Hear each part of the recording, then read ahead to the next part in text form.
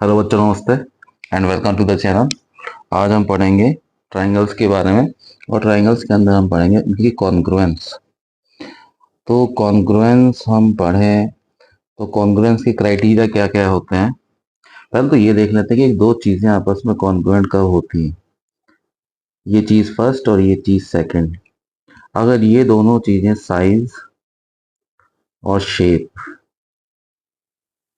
अगर ये दोनों चीज इन दोनों चीजों की इक्वल है तो हम कह देंगे कि ये आपस में कॉन्ग्रुएंट हैं। मतलब ये आपस में एक दूसरे को ढक लेंगे। इसको मैं यहाँ लेके जाऊं तो इसको पूरी तरह से ये कवर कर लेगी, ना तो कम ना ही ज्यादा। तो इन्हें कहेंगे कि ये आपस में कॉन्ग्रुएंट हैं। तो इस एक्सरसाइज में हमें करना है कि ट्रायंगल्स आपस में कॉन्ग्रुएंट कब होते हैं। जैसे दो मैं ट्रायंगल बनाऊं, एक और एक, ये दो, तो हमें इनको कॉन्ग्रुएंट प्रूव करने के लिए कम से कम तीन चीजें इक्वल चाहिए। तो पहला जो क्राइटेरिया है वो है साइड साइड साइड। यानी ये जो साइड है, ये वाली साइड इस साइड के इक्वल हो, ये वाली साइड इस कॉरेस्पॉन्डिंग साइड के इक्वल हो, और ये वाली साइड इस कॉरेस्पॉन्डिंग साइड के अगर इक्वल है तो हम कह देंगे कि ये वाला ट्राइंगल कॉन्ग्रुएंट है इस ट्राइंगल के। ये आपस में कॉन्ग्रुएंट हो जाएंगे किस क्राइटेरिया से? Side side side. ठीक है। तो अब हम करते हैं इसका अगला क्राइटेरिया क्या होता है। साइड साइड साइड के बाद जो अगला क्राइटेरिया आता है वो आता है A S A. A S A का मतलब है एंगल, साइड और फिर एंगल। मतलब दो ट्राइंगल हम अगर बना लें, ठीक है, तो इसका ये एंगल और ये एंगल और इधर ये एंगल, इधर ये एंगल, तो इसे हाईलाइट करने की जरूरत है। ये एंगल अगर 1 है और ये एंगल अगर 2 है तो ये दोनों एंगल आपस में बराबर होने चाहिए। इसी तरह ये एंगल अगर 3 है तो ये इस एंगल 4 के इक्वल होना चाहिए। तो एंगल एंगल तो समझ में आ गए। और दोनों एंगल्स को जो बीच में इन्वॉल्व है लाइन, वो लाइन भी आपस में इक्वल होनी चाहिए। अगर ऐसा है कि दो एंगल आपस में बराबर हैं और उन दोनों एंगल्स के जो बीच की लाइन है वो भी आपस में इक्वल है दो ट्राइंगल्स में, तो वो ट्राइंगल्स आपस में कॉन्ग्रुएंट हो जाएंगे। तो ये आ गया हमारा क्राइटेरिया ए एस ए का। चलिए अब अगला क्राइटेरिया देखते हैं। अगला क्राइटेरिया हमारे पास आता है S A S. S A S में हमारे पास होता है एस का मतलब साइड, ए का मतलब एंगल और दूसरे एस का मतलब साइड। जैसे हमने दो ट्राइंगल बनाए, इनकी कोई भी दो साइड, ये साइड और ये साइड, इस साइड के और इस साइड के इक्वल है। और इन दोनों साइड के बीच में जो एंगल बन रहा है वो भी आपस में इक्वल है। तो हमारा फॉर्मूला लग जाएगा क्राइटेरिया साइड एंगल साइड का। ये साइड, ये एंगल और ये साइड, ये साइड, ये एंगल और ये साइड। जब ऐसा होगा तो हम इस कंडीशन में भी बोलेंगे कि ट्राइंगल्स आर कॉन्ग्रुएंट। तो ये हमारा आया साइड एंगल साइड वाला कॉन्ग्रुएंसी का क्राइटेरिया। इसके अलावा हमारे पास होता है R H S. R H S important है। आर एच एस में हमारे पास राइट एंगल ट्राइंगल होता है। तो ये राइट एंगल ट्राइंगल हमने बनाया और एक और बनाया।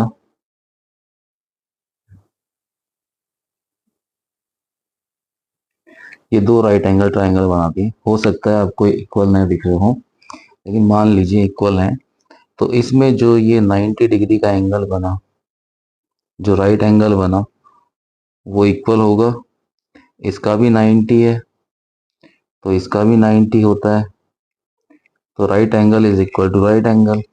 और अगर इसका ये जो हाइपोटेन्यूज है, इसके हाइपोटेन्यूज के बराबर है, तो hypotenuse is equal to hypotenuse. और तीसरी चीज क्या आएगी, या तो ये वाली साइड या ये वाली साइड, इन साइड का आपस में कोई भी एक साइड बराबर हो, या तो ये जो है इसके बराबर हो, या फिर ये जो वर्टिकल लाइन है जो इसकी हाइट है ट्राइंगल की, वो इसके बराबर हो।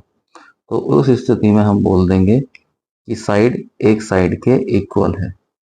तो जब ऐसा होगा तो क्राइटेरिया लगेगा RHS, जिसमें R का मतलब राइट एंगल, H का मतलब हाइपोटेन्यूज और S का मतलब एक साइड। तो ये कुछ मेन क्राइटेरियाज थे। इसके बाद हम शुरू करेंगे एक्सरसाइज 7.1 और उनमें इन्हीं क्राइटेरियाज का यूज आएगा। तो चलिए करते हैं 7.1। 7.1 का ये है क्वेश्चन नंबर 1। आप अपनी बुक्स में देखिए, मैंने शॉर्ट में लिखा है क्वेश्चन। क्वेश्चन में हमारे पास ये है कि AC AD के बराबर है, AC AD के बराबर है। तो कहाँ है AC, ये रहा AC और ये AD आपस में बराबर हो गई, ठीक है। AB जो है बाइसेक्ट कर रहा है एंगल A को। ये अगर एंगल A है तो AB इसको बाइसेक्ट कर रहा है, यानी कि ये एंगल और ये एंगल आपस में बराबर है। अब वो कह रहा है कि आप शो करिए कि ये दोनों ट्राइंगल्स आपस में कॉन्ग्रुएंट हैं। कौन से ट्राइंगल, ट्राइंगल ABC मतलब ये वाला, और ट्राइंगल ABD मतलब ये वाला। ये दोनों ट्राइंगल आपस में कॉन्ग्रुएंट है। तो हमें जो क्वेश्चन में इंफॉर्मेशन दी हुई है उसी के बेस पे हम शुरू करते हैं सॉल्यूशन। सॉल्यूशन में हम लिखेंगे सबसे पहले हम लिखेंगे in triangle ABC and triangle ABD। इन दोनों ट्राइंगल्स में क्या है, AC is equal to AD।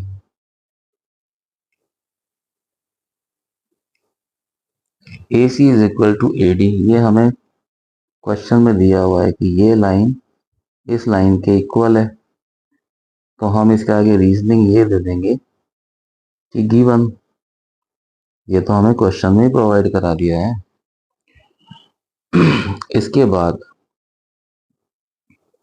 इसके बाद हमें ये दिया हुआ है कि एंगल ए को बाइसेक्ट कर रहा है ये क्या, जो लाइन AB है, ये जो लाइन AB है ये पूरे एंगल AB को बाइसेक्ट कर रहा है। तो इसमें ये एंगल CAB किसके इक्वल होगा, एंगल CAB इक्वल होगा एंगल DAB के, इस एंगल के। तो ये इक्वल होगा एंगल DAB के, और ये भी हमें क्वेश्चन में ही गिवन है, क्वेश्चन में हमें बताया हुआ है। अब एक जो गौर करने वाली बात है, दो चीज तो आ गई, कॉन्ग्रुएंट करने के लिए हमें तीन चीज चाहिए। तीसरी चीज यहां से लाएंगे हम। तीसरी चीज ये है कि ये जो लाइन है दोनों ट्राइंगल्स में कॉमन है। कॉमन है तो हम यही लिख देंगे कि AB is equal to AB, और रीजन में लिख देंगे कॉमन। तो जो सबसे पहले हमारे पास आई थी लाइन टू लाइन, वो हो गई साइड। उसके बाद हमारे पास आया एंगल, और फिर हमारे पास आई कॉमन वाली एक साइड। तो तीन चीज जब इक्वल हो गई तो हम कह सकते हैं कि triangle ABC, therefore triangle ABC is congruent to triangle ABD। ये हमने शो कर दिया, तो ये हमारा एक तो हो गया। सेकंड जो चीज हमसे पूछी जा रही थी कि रिलेशन बताइए बिटवीन BC और BD में। ये BC और BD ये आपस में क्या होंगे? देखिए, इनके सामने जो एंगल थे दोनों इक्वल थे। ये एंगल के सामने ये वाली साइड है और इसके बराबर ये एंगल है, तो इसके सामने वाली साइड भी इक्वल होगी। लेकिन इसकी जरूरत नहीं है, हम सिंपल लिख देंगे कि BC is equal to BD। क्यों? रीजनिंग में हम लिखेंगे CPCT। अब ये CPCT आप लिख देंगे, आपका आंसर यहाँ पे खत्म। लेकिन आपको समझना पड़ेगा CPCT होता क्या है। तो CPCT मैं आपको बताता हूँ, ये जरा इरेज कर लूंगा। CPCT का मतलब होता है C से बनेगा कॉरेस्पॉन्डिंग,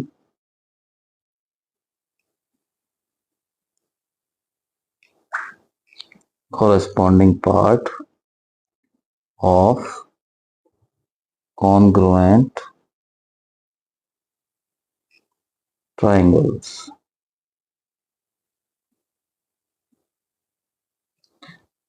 इसका मतलब ये है कि अगर कोई दो दो एंगल आपस में कॉन्ग्रुएंट हैं, तो उनके जो कॉरेस्पॉन्डिंग एंगल्स होते हैं, जैसे ये इसका कॉरेस्पॉन्डिंग एंगल्स इसके साथ है, ये वाली लाइन कॉरेस्पॉन्डिंग है इसके साथ, तो ये सब भी आपस में इक्वल होते हैं। क्यों? क्योंकि बेसिकली जो दोनों ट्राइंगल्स हैं, फर्स्ट और सेकंड, ये दोनों ट्राइंगल्स आपस में कॉन्ग्रुएंट प्रूव हो चुके हैं, तो इनके कॉरेस्पॉन्डिंग पार्ट्स भी इक्वल होते हैं। तो यहाँ पे ये हमारा क्वेश्चन नंबर 1 फिनिश, और ये हमारा क्वेश्चन नंबर 2। एक सेकंड, इसमें डायग्राम थोड़ा नीचे बन गया है, इसे मैं ऊपर ले आता हूँ।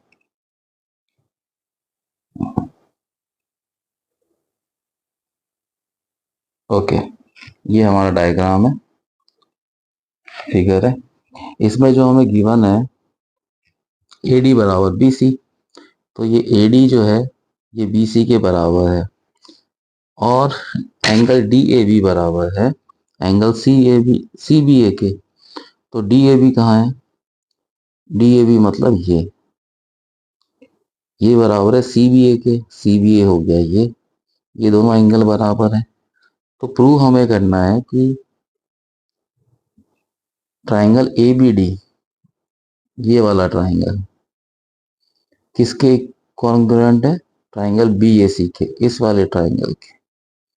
ठीक है, तो इन्हीं की साइड पे ध्यान देना है और इन्हीं के एंगल्स पे ध्यान देना है। तो सॉल्यूशन शुरू करते हैं। In triangle ABD and BAC,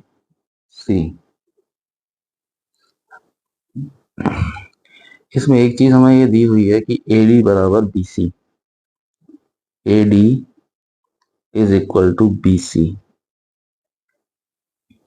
reasoning हम इसका ये देंगे कि ये हमें गिवन है, क्वेश्चन में हमें पहले ही बता दिया है ये। दूसरा, इसके बाद हम लिखेंगे angle A is equal to angle B, और ये भी हमें गिवन है, क्वेश्चन में बता दिया गया है। अब तीसरी बात क्या है? तीसरी बात ये है कि इनमें जो ये लाइन है, कौन सी वाली? ये लाइन, इन दोनों ट्राइंगल्स में ये वाली लाइन कॉमन है। ये इस वाले ट्राइंगल में भी है और ये लाइन इस वाले ट्राइंगल में भी कॉमन है। कॉमन है तो हम लिख देंगे सीधा सा कि AB is equal to AB।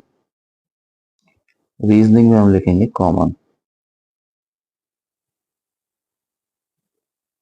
तीन चीज हमें मिल गई, और दो ट्राइंगल्स को कॉन्ग्रुएंट प्रूव करने के लिए हमें तीन चीजें चाहिए। तो हमारा काम हो गया, ये हमारी साइड आ गई, ये हमारा एंगल आ गया और ये कॉमन साइड आ गई। तो अब हम लिख सकते हैं कि triangle A B D is congruent to triangle B A C. ये पहला वाला हमने प्रूव कर दिया। दूसरा वाला हमसे पूछा जा रहा है कि B D is equal to A C. तो बी डी क्या है? बी डी ये है और ये इस ए सी के इक्वल होनी चाहिए। ठीक है, तो होगी, इसमें कोई बड़ी रीजनिंग वाली बात नहीं है। हम लिख सकते हैं therefore B D is equal to A C. Reasoning हम ये देंगे C P C T, corresponding part वाली। तो ये हमारा सेकंड भी प्रूव हो गया। थर्ड में हमें करना था एंगल ए बी डी और एंगल बी ए सी, ये आपस में बराबर हैं। तो कहाँ पे है ये एंगल ए बी डी और B A C? A B D angle तो है यहाँ पे, ए बी डी एंगल है, ये जो एंगल है। और एंगल बी ए सी कहाँ पे बनेगा? यहाँ पे। तो जब भी दो ट्राइंगल्स कॉन्ग्रुएंट प्रूव हो जाते हैं तो उनके कॉरेस्पॉन्डिंग पार्ट आपस में, कॉरेस्पॉन्डिंग एंगल्स, कॉरेस्पॉन्डिंग साइड्स, ये इक्वल होती है। जैसे ये एंगल देखिए आप, angle C B A, sorry D B A, angle A B D, A B D ये वाला जो एंगल है, ये ट्राइंगल ए बी डी का जिस कॉरेस्पॉन्ड पे है उसी स्थान पे ट्राइंगल ए बी सी का ये वाला एंगल आएगा। तो ये दोनों ही एंगल आपस में कॉरेस्पॉन्डिंग है। तो हम ये लिख सकते हैं इजीली सीपीसीटी की मदद से कि angle A B D is equal to angle B A C. और रीजनिंग हमें सिंपली लिख देना है corresponding part of corresponding triangles. ये हमारा तीसरा प्रूफ हो गया। इस तरह से हमारा क्वेश्चन नंबर 2 सॉल्व हो गया। चलिए बढ़ते हैं क्वेश्चन नंबर 3 की तरफ। ये हमारा क्वेश्चन नंबर 3 है। इसमें हाईलाइट करके मैं आपको बताता हूँ कि कहा क्या जा रहा है। कहा यह जा रहा है कि BC और AD बराबर परपेंडिकुलर्स हैं। ये BC ये AD के बराबर है, मतलब ये आपस में बराबर हो गए और ये परपेंडिकुलर्स हैं। तो यहाँ भी 90 बनेगा और ये वाला एंगल भी 90 बनेगा।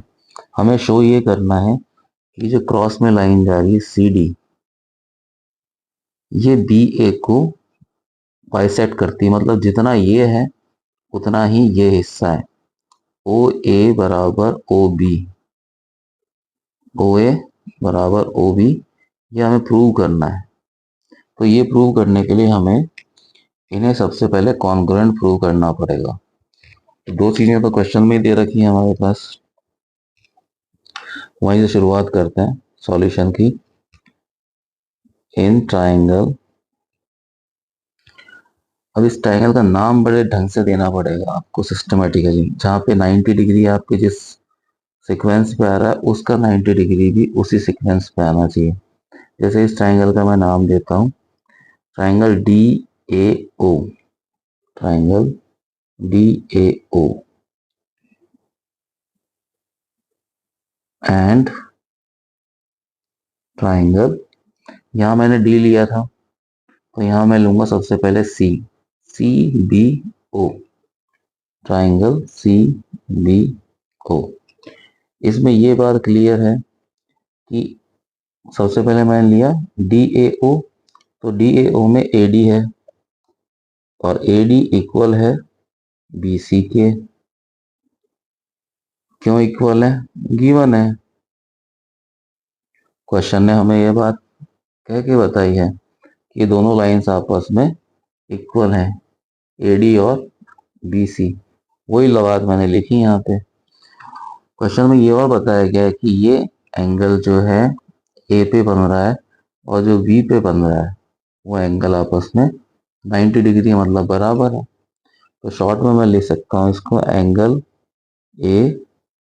Is equal to angle B. दोनों कितने हैं? 90 डिग्री के। और ये बात हमको गिवन है। तो ये दो चीज तो आ गई। तीसरी चीज क्या है, ये निकालना बड़ा इंपॉर्टेंट है। तीसरी चीज यहाँ पे देखिए, इस एंगल को और इस एंगल को, ये वर्टिकल अपोजिट एंगल्स हैं। वर्टिकली अपोजिट एंगल्स आपस में इक्वल होते हैं। ये दोनों एंगल एक्स की फॉर्म में बन गए, आमने सामने फेस है इनका, तो ये एंगल्स आपस में इक्वल होंगे। अब इस एंगल का नाम क्या हो जाएगा? इसका नाम हो जाएगा सी ओ बी, और इस वाले एंगल का नाम हो जाएगा डी ओ ए। ठीक है, तो हमने पहले में ये वाला ट्राइंगल लिया था, तो हम पहले लिखेंगे ये वाला एंगल। तो हम इसे ऐसे लिखेंगे कि angle D O A is equal to second वाले ट्राइंगल में जो एंगल निकला था सी ओ बी। और इसकी रीजनिंग आपको देनी पड़ेगी ढंग से, वर्टिकली अपोजिट एंगल्स। ये वर्टिकली अपोजिट एंगल्स हैं तो आपस में इक्वल होते ही होते हैं।